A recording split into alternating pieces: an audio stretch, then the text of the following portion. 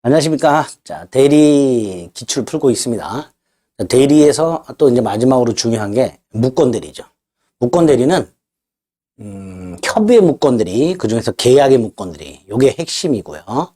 그 다음에 이제 표현대리라는 게 있습니다. 두 가지가 문제가 되고요. 자, 가장 기본이 되는 게 계약에 있어서 협의의 무권대리. 이게 문제입니다. 자, 계약에 있어서 협의의 무권대리는 이런 상황이죠. 갑이 을에게 토지 매각을 의뢰한 적이 없습니다. 팔아달라고 부탁을 한 적이 없어요. 다시 말해서 수권행위가 없다는 거죠. 그래서 따라서 을은 대리권이 없지요. 자, 아버지 땅을 몰래 갖다 팔아먹는 후레자식을 생각해보자. 아버님이 땅을 팔아달라고 아들놈한테 의뢰한 적이 없음에도 불구하고 아들놈이 서류를 훔쳐다가 팔아먹는 경우를 생각해 보시면 됩니다. 을은 분명히 대리권이 없습니다. 없는데도 불구하고 마치 병과 대리인인 것처럼 매매 계약을 하는 경우, 이게 무권 대리가 됩니다. 자, 대리권 없는 자의 대리행위죠. 자, 대리행위가 무슨 뜻이죠? 갑을 위한 것임을 표시했다, 이런 뜻이죠. 자, 이런 게 전형적인 협의 무권 대리입니다. 일단 협의 무권 대리는 갑에게 효력이 있다 없다? 당연히 없죠. 무효. 다만 유동적 무효라고요. 본인의 선택에 따라서 유효로 할 수도 있고 무효로 확정 지을 수도 있습니다. 그게 본인의 추인권과 추인 거절권이에요. 본인 갑은 이 을의 무권 대리 행위를 인정할 수도 있고 부정할 수도 있습니다. 자, 인정하는 걸 추인, 부정하는 걸 추인 거절, 이렇게 부릅니다. 추인하게 되면 본인에게 유효로 확정이 되고요. 추인을 거절하게 되면 본인에게 무효로 확정이 됩니다. 따라서 본인의 추인 여부에 따라서 유효든 무효든 확정이 되겠죠. 그러니까 본인이 추인도 추인 거절도 하지 않고 있다면 무효는 무효인데 아직 확정이 안 된 무효, 불확정적 무효, 그거를 유동적 무효라고 부르는 거예요. 어쨌든 본인은 추인이나 추인 거절할 수 있도록 되어 있습니다. 반면에 상대방은요, 본인 갑에게 추인할지 여부를 물어볼 수 있습니다. 이게 최고입니다. 물어보는 게 최고예요. 병이 갑한테 추인할 겁니까? 안 할 겁니까? 라고 물어볼 수 있고요. 또 상대방 병의 입장에서는 이 계약을 철회할 수도 있습니다. 이렇게 본인에게 추인권과 추인 거절권, 상대방에게 최고권과 철회권을 부여하고 있는 게 계약에 있어서 협의 무권 대리입니다. 자, 그럼 각각 본인의 추인이 뭐냐? 본인이 무권 대리 행위를 인정하겠다라는 단독의 의사표시입니다. 일방적인 거예요. 형성권입니다. 자, 누구에게 추인하죠? 무권 대리인에게 할 수도 있고요. 상대방 병에게 할 수도 있고요. 병이 그 사이를 못 참고 팔아먹었다. 그럼 그 승계인에게도 할 수 있습니다. 이렇게 추인은 기억하세요. 무권 대리인에게 할 수도 있고요. 을에게, 상대방 병에게 할 수도 있고요. 상대방의 승계인에게 할 수도 있습니다. 그 다음에 무엇을 추인하는가? 이 무권 대리 행위 전부를 추인해야 됩니다. 만약에 갑이 을의 행위에 대해서 일부만 추인하거나 변경을 해서 추인했을 때는 상대방 병의 동의나 승낙을 받아야만 됩니다. 전부를 추인할 때는 동의 승낙을 받을 필요가 없죠. 일부 추인이나 변경 추인했을 때 상대방의 동의나 승낙을 받아야 한다. 자, 추인을 하게 되면 저 을의 무권 대리 행위는 본인에게 유효가 되는데요. 언제부터 유효가 되는가? 계약 시에 소급하여. 자, 을이 무권 대리 행위를 1월 10일 날 저질렀어요. 갑이 을에게 20일 날 추인을 했다. 그럼 20일부터 유효가 되는 게 아니고요. 10일부터 유효가 됩니다. 이게 본인의 추인권과 관련된 겁니다. 이런 것들이 지문으로 나오고요. 자, 추인 거절은 다른 거 필요 없고요. 계약은 본인에게 무효로 확정이 됩니다. 또 하나 기억할 거 요거죠. 갑이 추인도 추인 거절도 하지 않고 사망을 했는데요. 아들놈이 팔아먹었다는 소식을 듣고 뒷목 잡고 쓰러지셨어요. 아버님이 돌아가셨어. 그런데 공교롭게도 저 을이라는 놈이 단독으로 아버지 지위를 상속받았습니다. 이때 을은 자신이 저지른 행위에 대해서 추인을 할 수는 있지만 추인 거절은 못한다. 이게 판례입니다. 추인 거절은 이것만 조심해 주시면 됩니다. 자, 상대방은 최고할 수 있다고 그랬죠. 최고는 물어보는 거죠. 추인할지 말지를 물어보는 거니까 의사표시가 아니고요. 준법률행위 중에서 의사의 통지입니다. 잊지 마세요. 의사표시 아닙니다. 의사의 통지입니다. 자, 누가 할 수 있는가? 상대방 병이요. 을하고 계약을 할 때 을에게 대리권이 없다. 무권 대리다라는 사실을 몰랐든 알았든 최고할 수 있습니다. 꼭 기억하세요.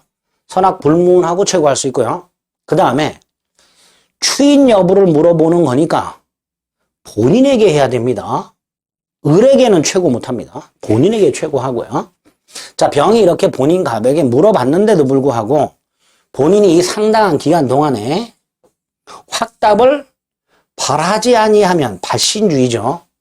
본인은 추인을 거절한 것으로 봅니다. 이것도 기억을 꼭 해두셔야 됩니다. 이게 상대방의 최고권이고요.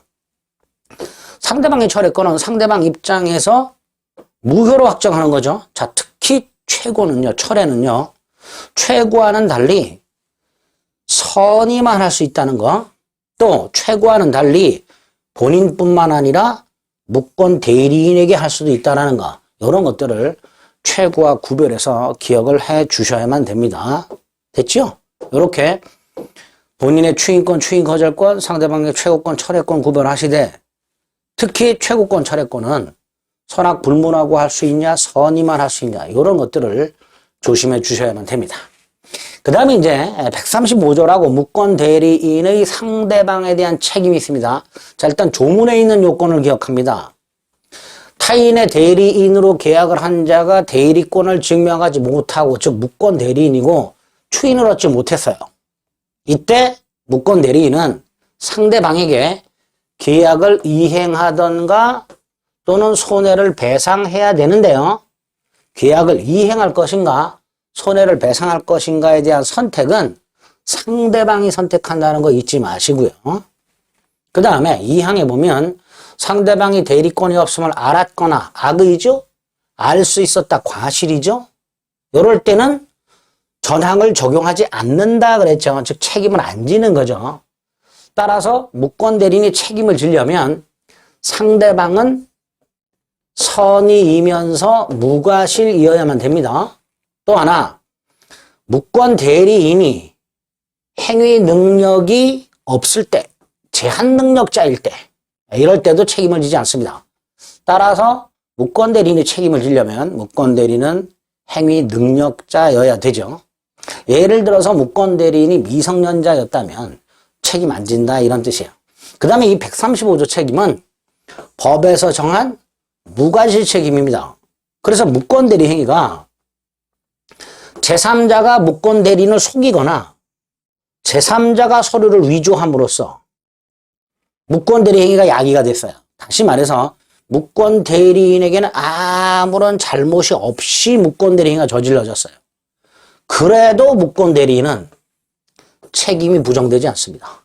일단 무권 대리인은 책임을 져야만 됩니다. 즉 법정 무과실 책임이라는 거 잊지 마세요. 이런 것들이 135조에서 나올 수 있습니다. 다시 한번 확인하세요. 무권 대리인의 책임. 그 다음에 이제 표현 대리가 나오죠. 표현 대리는 자 보세요. 무권 대리입니다. 갑이 을한테 A 토지에 대해서 담보대출 권한을 부여했습니다. 수권행위입니다. 그러면은 담보대출 권한이 있는 거예요. 매각 권한은 없죠. 그런데 이렇게 담보대출 권한만 있는 을이, 매각 권한이 없는 을이 병과 매매계약을 해버립니다. 대리행위로. 매각 권한이 없는 자가 매각을 했으니까 당연히 무권대리가 됩니다. 문제는 상대방 병이 을에게 매각 권한이 없다는 사실을 전혀 모르고 있어요. 즉 병이 을에게 매각 권한이 있다고 믿었습니다. 그리고 그 믿음에 정당한 이유가 있어요. 병이 그냥 믿은 게 아니라 병이 왜 믿었다 봤더니 정당해. 자, 그 정당한 이유가 뭐냐를 생각해 보시면 돼요. 갑이요. 병이 믿을 만한데, 병이 을에게 내가 꺼내 있다고 믿게 된데 원인을 제공합니다.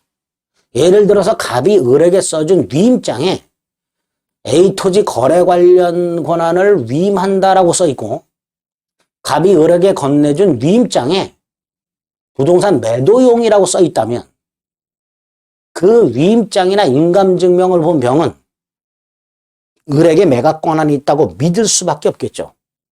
즉 갑이 A 토지 담보대출 권한만을 부여했음에도 불구하고 위임장이나 인감증명서는 매각과 관련된 걸 써줬단 말이죠.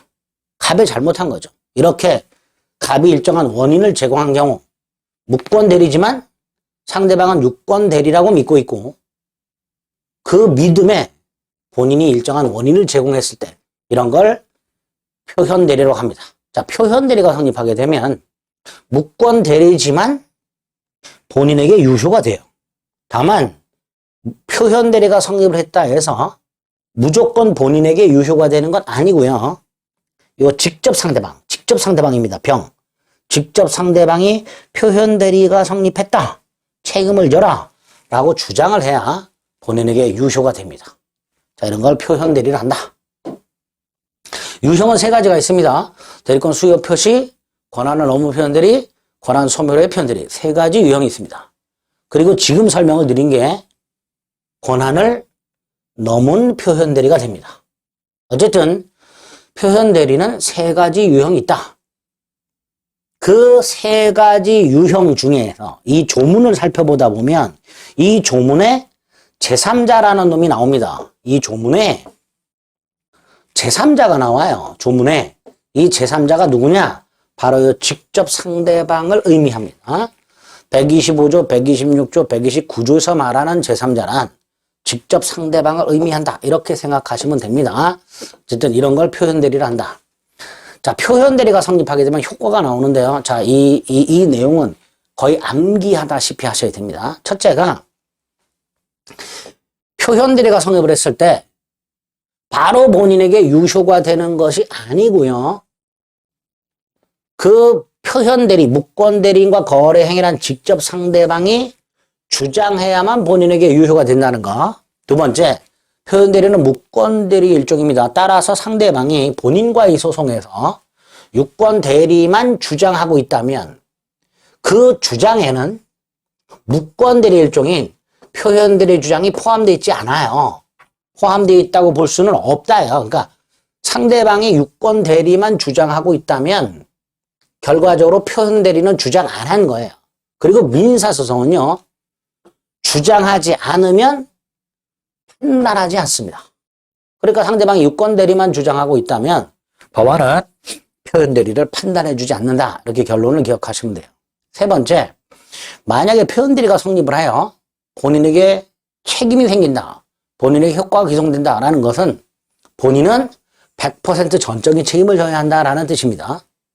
상대방이 설령 부주의를 했다 하더라도 그거를 참작하여 그만큼을 까는 거, 이걸 과실상계를 하는데요. 이걸 적용해서 본인 책임을 감경해 줄 수는 없다. 꼭 기억하셔야 됩니다. 마지막으로 표현 대리 행위가 강행 규정을 위반했다.